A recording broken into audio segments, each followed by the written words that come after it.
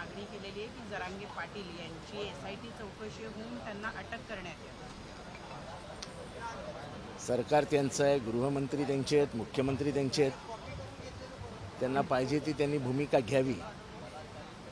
पण गेले 3-4 महिने महाराष्ट्रामध्ये जी सामाजिक अस्वस्थता पसरली, जी OBC विरुद्ध मराठा हे युद्ध पेटवण्याचा प्रयत्न केला गेला, तो दुर्दैवी होता। हे पहिल्या दिवसापासून मी बोलतोय, अटक कोणाला करावी हा सरकारचा प्रश्न आहे। त्याच्यामुळे ह्या प्रकरणामध्ये कोणी काय केलं हे माझ्यासारख्या एका छोट्या कार्यकर्त्याला व्यवस्थित दिसतंय। जरांगे पाटलांच्या बाजूला बसायचं कोण, सगळं व्यवस्थित उघडं चित्र आहे। त्याच्यामुळे यावर काही फारसं भाष्य करण्यासारखं काही नाही। फक्त एक ह्या विधानसभेचा गेले साधारण 23-24 वर्ष सदस्य असल्याने असंसदीय भाषा कोणीच वापरू नये या मताचा मी आहे। दरेकरांनी थेट आरोप केला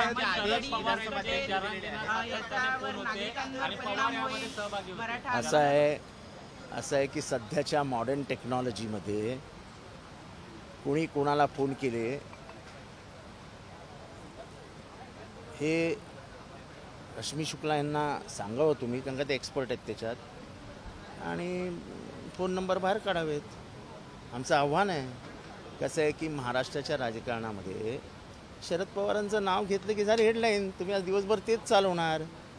दरेकरांचा आरोप सिद्ध करा ना। असं गोपीनाथ मुंडे अनेक वेळा आरोप करून सत्तेत आले, पुरावा काय दिल्यानंतर 1% पुरावा देऊ शकले नाहीत।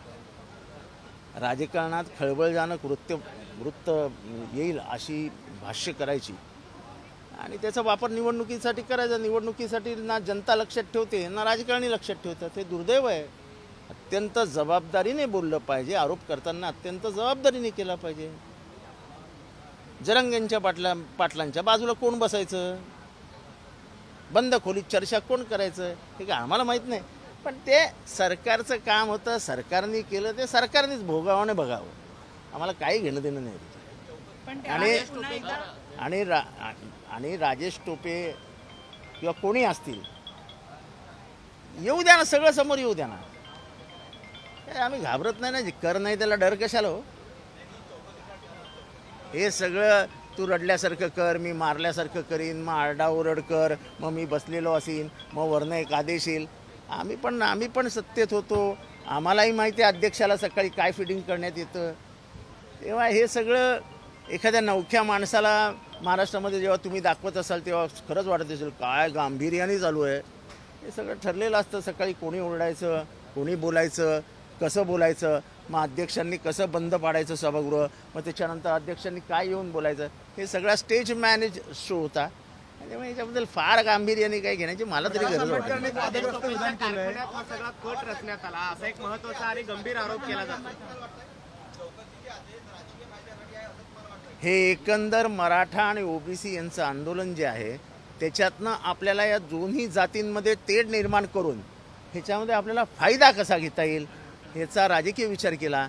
आणि मी माझ्यासारखा एक OBC समाजाचा माणूस हा विचार करत होतो की गेले अनेक वर्ष बालाबलुतेदार एकत्र राहिलेत, ह्यांच्यामध्ये दुफळी माजवणं हे म्हणजे महाराष्ट्राचा घात करण्यासारखं आहे। मला आयुष्यात खूप चांगले विषय आणि खूप चांगली माणसं ओळखतात। ऐका ना, पण राजेश टोपेंच्या कारखान्यामध्ये हा सगळा कट जरांगेने रचला। मला माझ्या अंदाजाने राजेश टोपेंची जी शुगर फॅक्टरी आहे त्याच्यात कुठेतरी एका क्वार्टरमध्ये गेले अनेक वर्ष जरांगे राहतात असं माहिती आत्ता मला मिळाली। मला खरंच सांगतो जरांगेंच्या बद्दल 1% माहिती नाही। जरांगे पाटील यांना बोलवता म्हणजे सरकारच आहे, सरकारची जी पिढी आहे असं मला हे मला काहीच बोलायचं नाही। पण आता या मागणीनंतर कुठेतरी पुन्हा एकदा तेढ निर्माण होईल, मराठा समाज या असं आहे की मला पहिली गोष्ट हीच सांगायची आजही मराठा समाजाला की तुमच्या इथे गुळ लावला गेला आणि जो गुळ लावणारे होते ते फक्त गुळ मिळणारच नव्हता। संसदेच्या मान्यतेशिवाय तुम्हाला आरक्षण मिळणारच नव्हतं, पण तुम्हाला हे येऊन सांगायचे देतो देतो देतो। अहो त्यांच्याच हातातच नाही तर देणार कुठनं। जे 10% आरक्षण दिलेलं आहे ते 10% आरक्षण, मला त्याच्याबद्दलही काय बोलायचं नाही. सरकार आहे, सरकार फार मायबाप सरकार असतं, काय करतील बघूया आता. साहेब, एक असा प्रश्न उपस्थित होतो, जरांगे पाटील यांच्या वक्तव्याचं समर्थन मुळात नाहीच आहे, पण त्यांनी केल्यानंतर असंसदीय भाषा आणि राजकारण्यांच्या तोंडून जेव्हा शिवाशा नाही नाही, मी आता जेव्हा भाषण ऐकत होतो की ते लोकांच्या आई बहिणी काढतात वगैरे वगैरे वगैरे, गेले 15 दिवसामध्ये घोडा लावीन इथपासनं गाढवं लावीन इथपासनं सगळ्या भाषा झाल्या. त्याच्याबद्दल कोणीच बोलायला तयार नाही. हा दुजाभाव कशासाठी? आणि दुर्दैवाने सुसंस्कृत पक्षाचे प्रतिनिधी जेव्हा असं बोलत असतील ह्याच्याकडेही लक्ष द्यायला हवं. आपली राजकीय संस्कृती काय आहे आणि आपण कुठे जातो आहोत हे सगळ्यांनीच विचार करायला हवा. प्रकाश आंबेडकर असं 6 म्हणाले महिन्यापूर्वी कोणालाही माहीत नसणारा जरांगे आता शरद पवारांचा बाप झाला, असं एक वक्तव्य जे आहे ते प्रकाश आंबेडकरांनी केलंय. तुम्ही कसं पाहता त्याला? कोणी काय वक्तव्य करावं ह्याच्यावर माझं नियंत्रण नाही. आणि शरद पवारांना ना तर कोणाचा बाप व्हायचा आहे ना त्यांचा कोणी बाप होऊ शकतो. शरद पवार. आता भाषेचा विषय निघाला म्हणून आज जागतिक मराठी दिवस आहे आणि तुम्ही आता म्हणालात की गेल्या 15 दिवसांमध्ये खूप वेगवेगळे शब्दप्रयोग ऐकलेले आहेत. त्या निमित्तानं जरांगे पाटील देत असलेल्या शिव्यांच्या निमित्तानं एकूणच भाषेच्या पातळीबद्दल काय म्हणणं आहे तुमचं? आज मराठी काय भाषा दिन आहे. कुसुमाग्रज आता या कविता फक्त पुस्तकात राहिल्या आहेत. आणि भारतांबींची एक कविता आहे, जनपळवर म्हणतील हाय हाय ते जाता राहील कार्य काय. तसं झालंय आता, जनपळवर म्हणतील हाय हाय.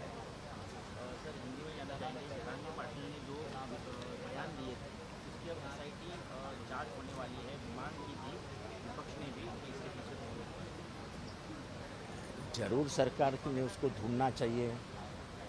4 महीने से जो कुछ हो रहा है महाराष्ट्र में वो कौन करवा रहा है? 2 जातियों में विद्वेष पैदा करके सामाजिक व्यवस्था जो महाराष्ट्र की है वो बिगड़ाने का काम कौन कर रहा है? ये सामाजिक व्यवस्था आज नहीं निर्माण हुई. जब से 12 बलूतेदार जिनको कहते हैं और मराठाओं सब एक गांव बनता था, उस गांव में लेन देन का व्यवहार होता था, व्यापार होता था. जब पूजा की जाती गांव में तो सब लोग इकट्ठा होकर जगह पे जाते थे. अब वो कहाँ गए? सब लोग कहाँ जाएंगे? एक दूसरे को शक के नज़र से देखेंगे तो इस देश का, इस महाराष्ट्र का क्या होगा? सवाल उधर है. सवाल हमारे में हमको ये है कि क्या महाराष्ट्र की शांतता आप बिगड़ाने की कोशिश कर रहे हो? आपको अच्छा लगता है तो ठीक है, करो. देखो ऐसा है, जब मेरे ऊपर कुछ चीज़ आती है तो मैं ऐसा साइड में हो जाता हूँ. 4 महीने से आप लगातार देख रहे हैं कि गुलाल, जूस, अभी इसके ऊपर मैं पहले दिन से इस विषय से लंबा रहा था क्योंकि मुझे यहाँ पे एक शक था कि महाराष्ट्र की समाज व्यवस्था बिगड़ाने का काम कोई ना कोई पर्दे के पीछे से कर रहा है. और ये सिर्फ और सिर्फ लोकसभा के चुनाव मद्देनज़र रखते हुए किया गया था. मैं पहले दिन से चिल्ला के बोल रहा था कि ओबीसी का रिजर्वेशन कोई नहीं ले सकता है, किसी की हिम्मत नहीं है. पर हम डरा रहे थे उनको, तुम्हारा रिजर्वेशन जाएगा, तुम्हारा रिजर्वेशन जाएगा. छोटा समाज है, दिखता बड़ा है. वंजारी, माड़ी, साड़ी, कुड़ी, कांवड़ी, धनगर, इनसे सबसे जुड़ा हुआ ये समाज 375 जातियों में बटा हुआ है. तो संख्या उनकी कई हजारों में, कई लाखों में है. जब छोटा, यानी जब मूंगी को हम हाथ लगाते हैं तुरंत सब मूंगी ठीक इकट्ठा हो जाती है. हाथी नहीं होता है, हाथी अपना सुस्त पड़ा रहता है.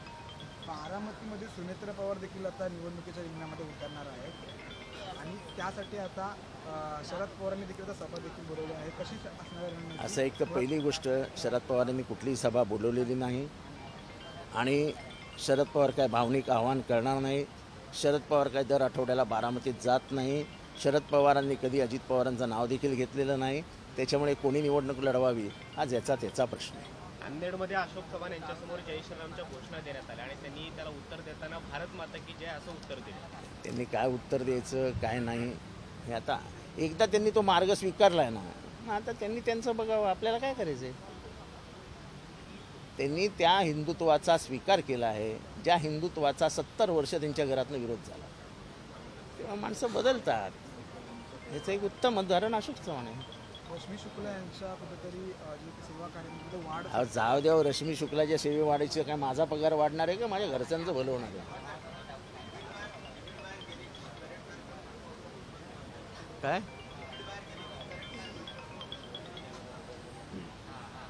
आमच्या जयंत पाटलांचा शब्द चोरला त्यांनी.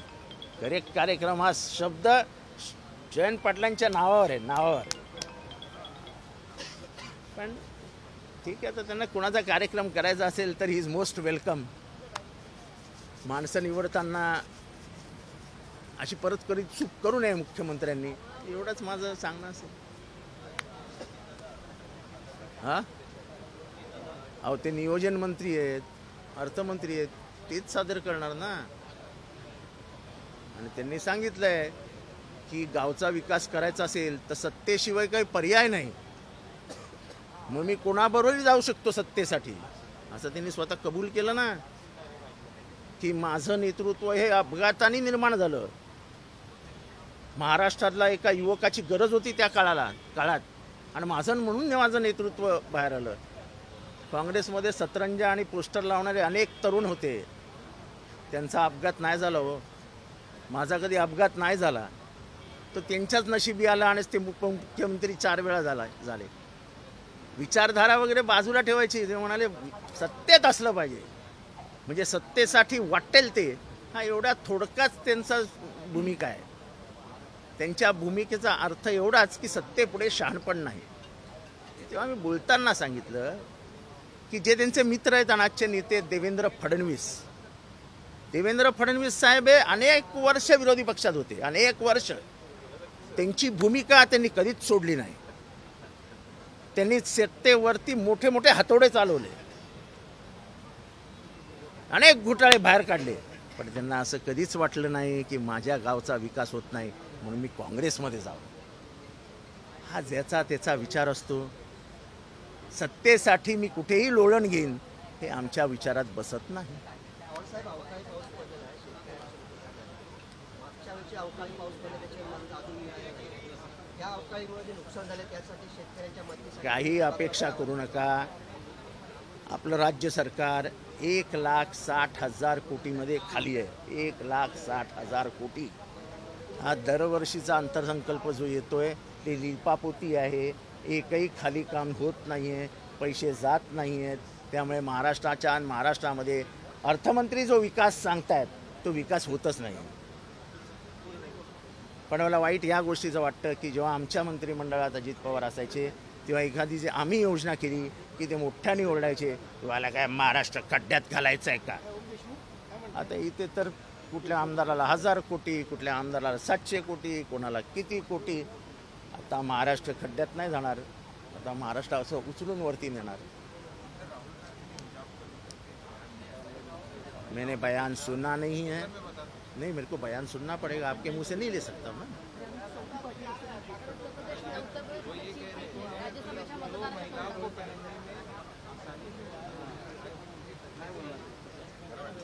देखो ऐसा है कि कोई महिला क्या पहनती है इसके ऊपर दूसरों ने उंगली उठाने की क्यों कोशिश करनी चाहिए.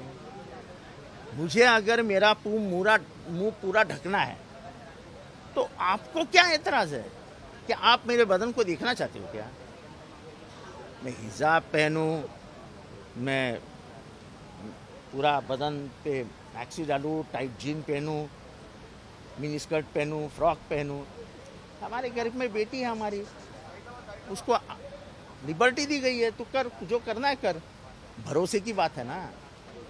तुम्हारे नज़र में जो वासना भरी है, वासना, उस वासना की तहत आप महिलाओं को देखते हैं और इसलिए आपको ये लगता है कि ये नहीं पहनना चाहिए, ये पहनने से रेप होता है, वो पहनने से रेप होता है. रेप करने वाले की विकृति होती है. आपकी विकृति इस दिशा में। लोगों ने ये नहीं पहनना चाहिए, हिजाब नहीं पहनना चाहिए, तुम क्यों बोलते हो यार?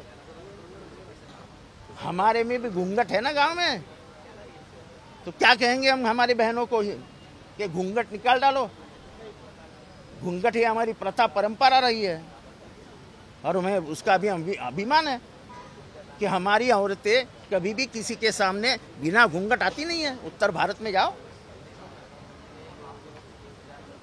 आपको भारत की संस्कृति सीखनी पड़ेगी, तब जाके बात करो यार। खामो खा कुछ मालूम नहीं, क्यों खाली टीवी पे आके बकवास करते हो? उत्तर प्रदेशमध्ये राज्यसभेच्या निवडणुकीसाठी चीफ व्हीप जे आहेत त्यांनीच आता राजीनामा दिलाय. समाजवादी पक्षाच्या जे मुख्य व्हीप आहेत प्रतोद त्यांनीच राजीनामा दिलाय. अशी परिस्थिती महाराष्ट्रात पण उद्भवू शकते का? कारण महाराष्ट्रामध्ये पण 2 पक्ष ते एवढं काही गंभीर प्रकरण नाही की ज्याच्यावर भाष्य करावं.